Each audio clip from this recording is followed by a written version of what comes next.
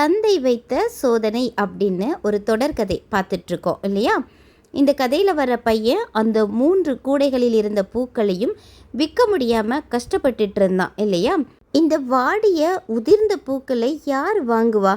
ஆனால் இதை எப்படி விற்கிறது அப்படின்னு யோசிச்சுட்டே இருந்த பையனுக்கு ஒரு எண்ணம் தோன்றியது. தூரத்தில் ஒரு இறுதிச் சடங்கு செய்யக்கூடிய அந்த வீடை பார்த்தான். சரி, அங்கேயே போய் கேட்கலாம், அவங்களுக்கு இந்த பூ தேவைப்படுமான்னு கேட்கலாம் அப்படின்னு அவன் யோசித்தான். ஏன்னா வேற யாருமே வாங்க மாட்டேங்கிறாங்க, அவங்க மிக குறைஞ்ச விலைக்கு தான் வாங்குவாங்க. இருந்தாலும் விற்றா போதும் அப்படிங்கிற எண்ணத்துக்கு வந்த அந்த பையன், ஏன்னா நேரம் வேறு அதிகமாயிடுச்சு, இதுக்கு மேலேயும் வச்சுருந்து எந்த பிரயோஜனமும் இல்லை அப்படின்னு நினச்ச அந்த பையன் அந்த வீட்டில் போய் அந்த பூக்களை காமிச்சான். அவங்க கொஞ்சம் விலை குறைவாக தான் எடுத்துக்கிட்டாங்க, இருந்தாலும் பூக்களை வாங்கிட்டாங்க. எப்படியோ இந்த பூக்களை வித்தாச்சு அப்படிங்கிற எண்ணத்தில் வண்டியை பூட்டிட்டு வீட்டுக்கும் வந்துட்டான். வந்த பையனை அப்பா பார்க்குறாரு. அப்பா கிட்ட அந்த பூக்களை விற்றதுக்கான அந்த பணத்தையும் கொடுக்குறான். அவர் அதை வாங்கி பார்த்துட்டு, இந்த பூக்களெல்லாம் எங்கே கொண்டு போய் விற்றுட்டு வந்த அப்படின்னு கேட்குறாரு. இந்த பையன் நடந்த எல்லாத்தையும் சொல்கிறான்.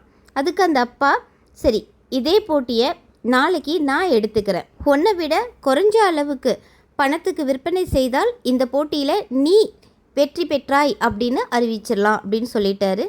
மறுநாள் காலையில் அந்த அப்பா அந்த 3 கூடையில் இருக்கிற அதே வாடிய நிலைமையில் இருக்கக்கூடிய பூக்களையும் எடுத்துக்கிட்டாரு. இந்த பையனையும் கூட்டிக்கிட்டு வண்டியை எடுத்துகிட்டு கடை வீதிக்கு போனார். அதையும் தாண்டி கொஞ்சம் தூரம் போகும் பொழுது அங்கே ஒரு அழகு சாதன பொருட்கள் தயாரிக்கிற கடை இருக்குது.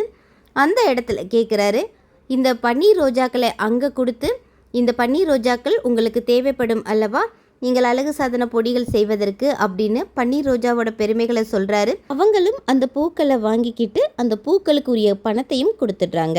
மறுபடியும் அந்த இடத்த விட்டு அந்த தந்தையும் மகனும் கூடைகளை எடுத்துக்கிட்டு போகிறாங்க.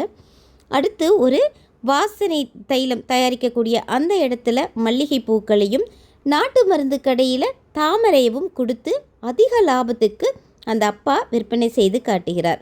இப்போது தான் பையன்கிட்ட சொல்கிறாரு, ஒரு தொழில் ஆரம்பிக்கிறோம் அப்படின்னு நினைக்கும்போது அந்த தொழிலை பற்றின அனைத்து விஷயங்களுமே தெரிஞ்சிருக்கணும் அப்படின்னு சொல்கிறாரு. ஒரு தொழிலை பற்றி முழுவதுமாக அறியாமல், அதாவது ஒரு பாதியை மட்டும் தெரிந்து கொண்டு மறுபாதி தெரியாமல் நீ அந்த தொழிலில் இறங்கக்கூடாது. அப்படி அனைத்தும் தெரிந்திருந்தால்தான் சவாலான நேரங்களில் நாம் சமாளிக்க முடியும் என்று அறிவுரை கூறுகிறார். 2ஆம் நாள் சோதனையிலும் தோல்வியை சந்தித்த அந்த பையன் 3ஆவது நாள் சோதனையில் வெற்றி பெறுகிறானா? பார்க்கலாம்.